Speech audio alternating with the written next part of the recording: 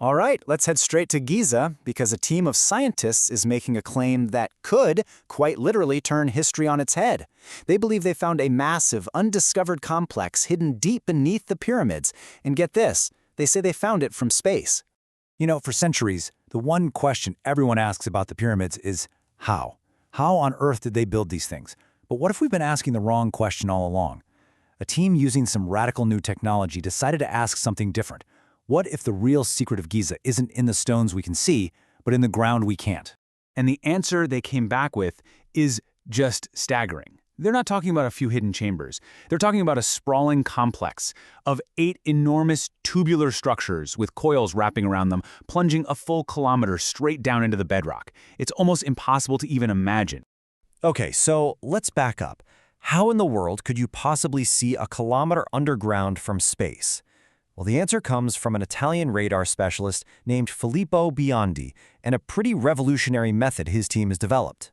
The technology is called SAR Doppler tomography. Now, it uses the same radar satellites that are already up there, but Biondi's team has figured out a completely new way to process that data. They can actually detect and interpret these incredibly tiny vibrations happening on the surface of the ground. And here's the best way to think about it. The analogy they use is perfect. Picture the surface of the Earth like a swimming pool, right? Any little disturbance underneath, an object, a current, anything, it creates these tiny, very specific ripples on the surface. Well, Biondi's method claims it can read those ripples from space and then build a map of exactly what's causing them down below. It's basically a three-step process. First, a satellite zaps the surface with radio waves. Then, their special software zeroes in on these faint surface vibrations they call phonons.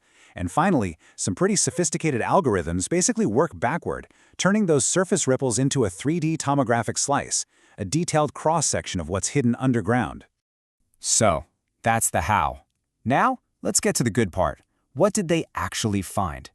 Well, these scans allegedly turned up discoveries that could shake up everything we thought we knew about Giza.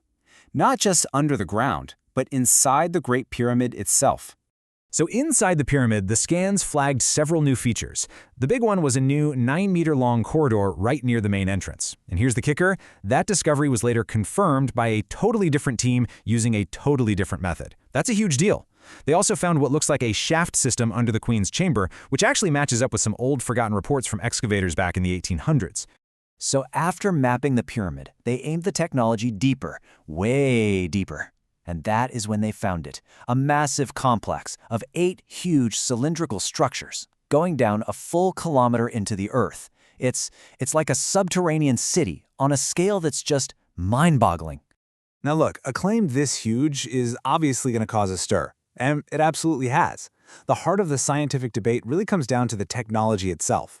It pits Biondi's new SAR method against the established, officially approved technique for exploring the pyramids, muon scanning. And these two methods could not be more different. SAR tomography, like we said, scans from space using vibrations. Muon scanning, on the other hand, means you have to physically place detectors inside the pyramid and leave them there for months to track cosmic rays passing through the stone. It's a way to find empty spaces. And this right here perfectly sums up the conflict.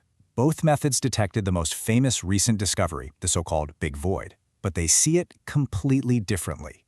The muon team says it's inclined, running parallel right above the Grand Gallery.